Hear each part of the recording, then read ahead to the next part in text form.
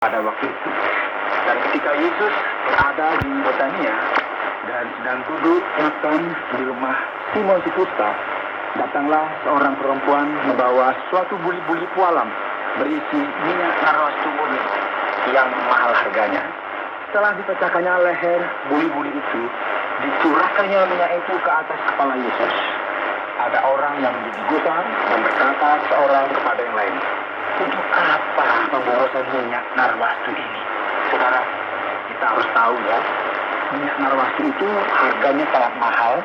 Itu kalau kita samakan, itu mahalnya atau jumlahnya itu sama dengan gaji setahun orang yang bekerja sebagai pekerja biasa. Itu lumayan banyak ya. Dan semua berkata, semua bersungut-sungut bahwa uang itu dapat diberikan kepada orang miskin. Tetapi sekarang Yesus berkata, "Biarkanlah dia. Mengapa kamu menyusahkan dia? Dia telah melakukan suatu perbuatan yang baik padaku. Dia telah melakukan apa yang dapat dilakukannya. Tubuhku telah diminyakinya sebagai persiapan untuk penguburanku." Yesus mulai mengantisipasi dan menceritakan apa yang akan terjadi dengan dia, dan perempuan itu akan selalu dikenang di sepanjang sejarah. Saudara, Yudas Iskariot, kalau kita lihat di dalam ayat 10, pergi kepada imam-imam kepala dengan maksud untuk menyerahkan Yesus kepada mereka. Mereka sangat gembira waktu mendengarnya, dan mereka berjanji akan memberikan uang kepadanya. Kemudian dia mencari kesempatan yang baik untuk menyerahkan Yesus. Pendengar yang dikasihi oleh Tuhan, Yesus Kristus yang telah membawa berita keselamatan ini harus menghadapi pemenjaraan, pengkhianatan, suatu situasi yang mengerikan berat akan dimulai. Teks kemudian mengatakan bahwa Yesus mempersiapkan perjamuan pertama dalam sejarah kekristenan. Mereka pergi ke suatu tempat yang dikenal sebagai ruangan untuk makan. Nah, di situ Yesus mengumpulkan murid-muridnya. Dan Alkitab berkata bahwa ketika mereka sedang makan, Yesus mengatakan bahwa sesungguhnya seorang di antara kamu akan menyerahkan aku, yaitu dia yang makan dengan aku.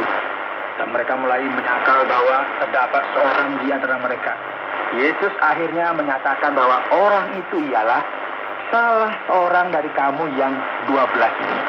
Dia yang mencelupkan roti ke dalam satu pinggan dengan aku. Anak manusia memang akan pergi sesuai dengan yang ada tertulis tentang dia. Akan tetapi celakalah orang yang olehnya anak manusia diserahkan. Dan Yesus mengambil roti, mengucap berkat dan mengatakan, "Ambillah, inilah tubuhku." Di tengah perayaan hari raya Paskah Yahudi, Yesus menetapkan perjamuan Tuhan. Sesudah itu ia mengambil cawan, mengucap syukur lalu memberikannya kepada mereka, dan mereka semuanya minum dari cawan itu. Dan dia berkata kepada mereka, "Inilah darahku, darah perjanjian yang ditumpahkan bagi banyak orang.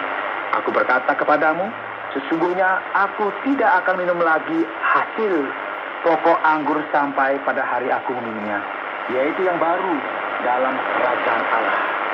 Sudah mereka menyanyikan nyanyian pujian, pergilah mereka ke Bukit Zaitun. Baik, saatnya yang paling sulit ini semakin mendekati. Ketika Yesus benar-benar harus menderita di tangan mereka yang menginginkan kematiannya. Yesus mulai dengan demikian berbicara secara lebih rinci terhadap apa yang akan terjadi. Dia berkata kepada para murid, "Kamu semua akan terguncang imanmu. Sebab ada tertulis, aku akan memukul gembala dan domba-domba itu akan tercerai-berai. Akan tetapi sesudah aku bangkit, aku akan mendahului kamu ke Galilea." Tapi Petrus pada saat itu yang dikuasai oleh sifat spontanitasnya yang tak terbendung, meledak-ledak berkata, "Biarpun mereka semua terguncang imannya, aku tidak." Lalu kata Yesus kepadanya, "Aku berkata kepadamu, sesungguhnya pada hari ini, malam ini juga, sebelum ayam berkokok 2 kali, engkau telah menyangkal aku 3 kali. Tetapi dengan lebih bersungguh-sungguh, Petrus berkata, "Sekalipun aku harus mati bersama-sama engkau, aku tak akan menyangkal engkau." Semua yang lain pun berkata demikian. Pendengar yang dikasihi oleh Tuhan, rupanya Petrus kehilangan satu kesempatan yang baik untuk apa ya? Diam saja. Tidak perlu seperti obral janji. Seandainya Petrus tutup mulut, Ya, mungkin akan lebih baik ya. Tetapi dia bersikeras dengan mengandalkan kemampuannya. Saudara, selanjutnya Yesus pergi ke suatu tempat yang bernama Getsemani bersama dengan murid-muridnya. Di tempat ini adalah awal masa-masa penderitaan Yesus yang berpuncak pada kematiannya. Hatiku sangat sedih, seperti mau mati rasanya. Tinggal di sini dan berjaga-jagalah. Tapi perhatikan saudara, para murid tidak melakukan seperti yang diminta oleh Yesus. Alkitab mencatat bahwa mereka ketiduran. Mereka berada di tempat yang salah dan mereka dikuasai oleh rasa ngantuk. Yesus berkata, berjaga-jagalah dan berdoalah supaya kamu jangan jatuh ke dalam pencobaan. Roh memang penurut, tetapi daging lemah. Sekali lagi, saudara, Yesus menjauhkan diri dan berdoa sambil mengucapkan perkataan yang sama. Dan ketika ia kembali pula, ia mendapati mereka sedang tidur. Sebab mata mereka sudah berat dan mereka tidak tahu jawab apa yang harus mereka berikan kepadanya. Lihat, apa yang terjadi, saudara? Apa yang dilakukan oleh para murid Yesus adalah suatu bentuk penyangkalan.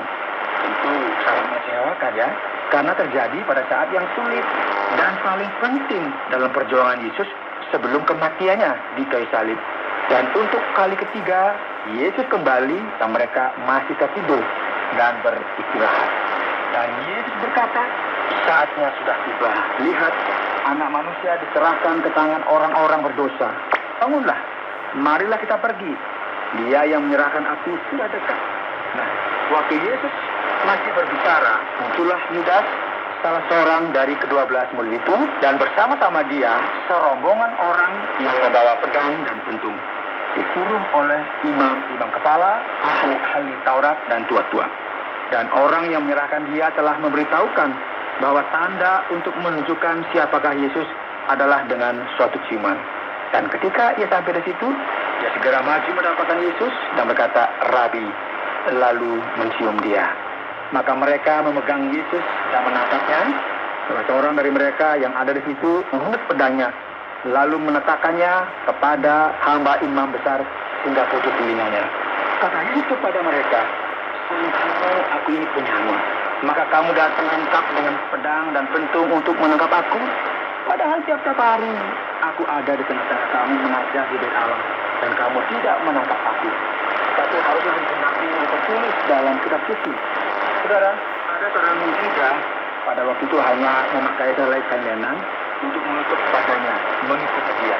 Mereka tidak menangkapnya, tetapi ia melepaskan kainnya dan lari dengan telanjang. Saudara, ini suatu pemandangan ketika Yesus dipenjarakan untuk disalibkan. Pendengar yang dikasihi Tuhan, Yesus pada puncak penderitaannya berseru kepada Allah dan berkata, Bapa, jauhkanlah daripadaku cawan ini. Yesus pada saat merasa sakit ketika ada di hadapan para muridnya, pada saat di mana mereka seharusnya bersama dengan dia, dan Petrus menunjukkan diri yang paling setia, namun tidak mampu membuktikan ucapannya. Ketika itu seharusnya para murid bicara untuk membela dia, namun kenyataannya adalah semuanya diam. Yesus ditangkap dan dipenjarakan dan kini dibawa menghadap imam besar. Semua imam, para pimpinan agama, dan ahli Taurat berkumpul. Namun Petrus berdiri agak jauh sambil memantau apa yang sedang terjadi. Dan para pemimpin agama berusaha memperoleh kesaksian untuk berupaya menghukum Yesus sesuai dengan keinginan mereka. Apa daya kesaksian yang saling bertentangan, saudara? Adanya kacauan dalam memberikan informasi sehingga tidak memungkinkan mengambil keputusan agar Yesus mendapatkan hukuman dengan cara yang mudah. Saudara, dalam situasi seperti ini, ada banyak yang memberikan kesaksian palsu. Akhirnya imam besar dengan penuh kemarahan bangkit berdiri di hadapan Yesus dan menanyakan, tidakkah engkau memberi jawab atas tuduhan-tuduhan saksi-saksi ini terhadap engkau? Yesus hanya diam, ya, suatu sikap tutup mulut tanpa bicara suatu apapun.